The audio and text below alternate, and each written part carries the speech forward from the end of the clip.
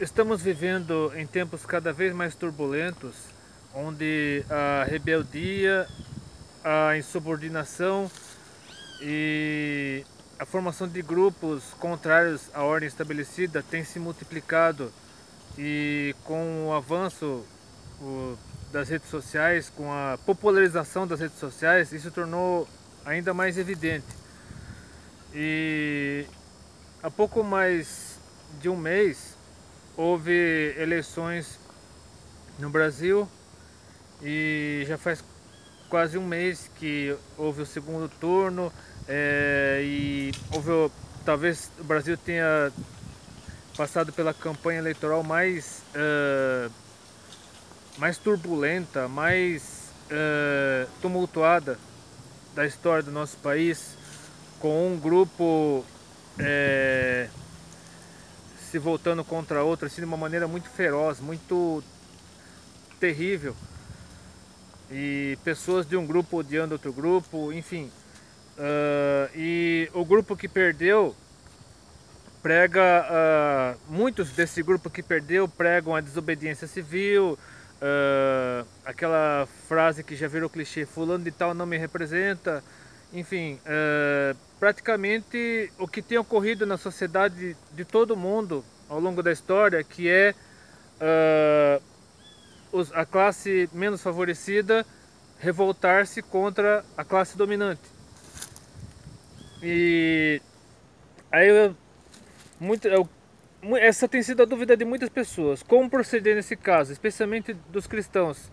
Como os cristãos, como seguidores de Jesus Cristo, como o povo de Deus, deve se comportar em meio a um ambiente onde grupos trocam acusações, fazem ameaças uns aos outros, especialmente o grupo que está em oposição ao governo eleito. E isso não só no Brasil, em outros países isso também acontece muito. Então, como proceder com relação a isso? Porque a Bíblia fala a respeito da autoridade constituída, e de uma maneira que muitas pessoas considerariam absurda, que é o que está aqui na carta de Paulo aos Romanos, capítulo 13, versículos 1 a 7. Preste atenção nessas palavras, depois eu explicarei para você o contexto delas e como essas palavras se aplicam nos dias de hoje. Diz assim o texto, no Romanos 13, de 1 a 7. Toda alma esteja sujeita às potestades superiores, porque não há potestade que não venha de Deus, e as potestades que há foram ordenadas por Deus. Por isso, quem resiste à potestade resiste à ordenação de Deus, e os que resistem trarão sobre si mesmos a condenação. Porque os magistrados não são terror para as boas obras, mas para as más. Queres tu, pois, não temer a potestade? Faze o bem, e terás louvor dela, porque ela é ministro de Deus para teu bem. Mas se fizeres o mal, teme, pois não traz debalde a espada, porque é ministro de Deus e vingador para castigar o que faz o mal. Portanto, é necessário que lhe estejais sujeitos, não somente pelo castigo, mas também pela consciência. Por esta razão também pagais tributos, porque são ministros de Deus, atendendo sempre a isto mesmo. Portanto, dai a cada um o que deveis: a quem tributo, tributo; a quem imposto, imposto; a quem temor, temor; a quem honra, honra. Agora para pensar. O apóstolo Paulo ele foi preso várias vezes, tanto que na última prisão ele foi condenado à morte e foi decapitado. Aqui ele está falando aos romanos, especialmente a igreja que está em Roma. E em várias ocasiões, no período da igreja primitiva, os cristãos foram perseguidos, tanto pelos judeus quanto pelos próprios romanos, dependendo de quem era o imperador na época. E a igreja que estava em Roma, obviamente, estava sujeita a constantes mudanças, assim, no respeito à política governamental, a política do Império Romano, com relação aos cristãos. Ora o imperador fazia vistas grossas aos cristãos, ora ele perseguia os cristãos, condenando-os inclusive à morte. Inclusive a morte nas arenas, devorados pelos leões. e crucificação, no caso de Pedro, que teria morrido de cabeça, crucificado de cabeça para baixo. Praticamente todos os apóstolos, com exceção do apóstolo João, morreram martirizados. O próprio Paulo também morreria martirizado, como eu já tinha falado. E Paulo, mesmo assim, mesmo sabendo que estava sendo perseguido, não sei se, não lembro exatamente se nessa época o imperador perseguia os cristãos assim abertamente, ou se era uma perseguição velada, mas enfim, mesmo nesse contexto de perseguição, o apóstolo Paulo pedia aos cristãos de Roma, assim como todos os cristãos de outras regiões, e a nós também, que obedecêssemos às autoridades constituídas. Agora, é claro que se nós estivermos num país onde não existe liberdade religiosa, onde os cristãos são perseguidos, torturados e mortos, é obviamente que aí é uma outra situação. Se os cristãos são perseguidos, torturados e mortos unicamente em razão de sua fé, obviamente que os cristãos terão que agir na clandestinidade. Mas aí, como ocorre, infelizmente ocorre hoje em muitos países. Mas como ainda, graças a Deus, não é o caso do Brasil, nós temos liberdade total para pregar o evangelho, para louvar a Deus, cultuar a Deus, inclusive em locais públicos. Então devemos agradecer a Deus pelos governantes que temos, e se eles fizerem alguma coisa errada, eles terão que dar conta disso a Deus, eles terão que prestar contas a Deus.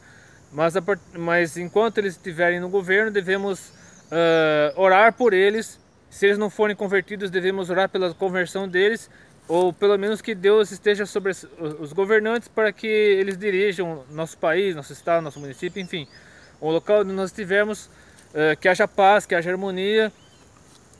Ou seja, aqueles que estão liderando grupos, liderando movimentos contra tais governantes, sinto dizer, estão em pecado. Eu sei que muitas pessoas poderão ficar iradas comigo por dizer isso, mas está aqui na Bíblia, não foi o que estou dizendo. Mas com relação à autoridade, é obviamente que aquele que tem autoridade sobre um grupo, ele precisa demonstrar essa autoridade dando o devido testemunho. A partir do momento que ele deixa de dar o devido testemunho, ele perde a autoridade e gera revolta, gera conflitos, gera as pessoas não o consideram mais como representante deles. A pessoa acaba perdendo a autoridade, e mesmo assim, mesmo com essa pessoa perdendo a autoridade por causa do mau testemunho dela, devemos orar por essas pessoas e prestar serviço a elas como se estivéssemos fazendo para o próprio Deus. Como diz aqui na carta do mesmo apóstolo Paulo, só que dessa vez aos Colossenses, capítulo 3, do versículo 17 ao 25, que explica melhor, num contexto mais abrangente, falando não apenas das autoridades constituídas, dos governantes, mas também de todas as áreas, pelo menos da época, né? Mas abrange praticamente todas as demais áreas de nossas vidas, inclusive no âmbito familiar, no trabalho, enfim. Colossenses 3, de 17 a 25 diz o seguinte, Colossenses 3, de 18 a 25, diz o seguinte: Vós, mulheres, estáis sujeitas aos vossos próprios maridos, como convém ao Senhor. É um texto que as feministas, principalmente, abominam. Mas como a sociedade nessa época, e boa parte da sociedade de hoje ainda é patriarcal, as mulheres, não que elas tenham que se rebaixar, não que elas tenham que virar capacho dos homens, mas elas devem, pelo menos, se igualar diante dos homens, para que por meio do diálogo com os homens elas possam ter o mínimo de dignidade. E só que não para por aí. O apóstolo Paulo também recomenda: vós, maridos, amai as vossas mulheres e não vos irriteis contra elas. E com relação aos filhos, os filhos com relação aos pais: vós, filhos, obedecei em tudo a vossos pais, porque isso é agradável ao Senhor. Aqui, no caso, derruba por terra qualquer tipo de rebeldia, qualquer tipo de reverência infanto, juvenil, adolescente, enfim. Ou seja, a rebeldia dos filhos contra os pais também é pecado, porque é comparado com o pecado, inclusive com o pecado de idolatria e de feitiçaria. Continuando, no versículo 21, vós, pais, não irriteis a vossos filhos, para que não percam o ânimo. também nesse mesmo caso, os pais devem dar o devido testemunho, devem ser coerentes, não devem ser hipócritas, porque muitas vezes se os filhos se revoltam contra os pais por causa da hipocrisia dos pais. Então os pais devem dar o devido testemunho para que os filhos não venham se revoltar contra eles. Para que os filhos aceitem a autoridade dos pais. Continuando, vós servos, obedecei em tudo aos vossos senhores segundo a carne, não servindo só na aparência como para agradar aos homens. Ou seja, você não deve trabalhar, fazer qualquer coisa assim para querer se exibir, se aparecer, mas em simplicidade de coração, temendo a Deus. E tudo quanto fizerdes, fazei-o de todo o coração, como ao Senhor e não aos homens. Ou seja, se você trabalha, se você tem um emprego, não se revolte contra o seu chefe, não se rebele.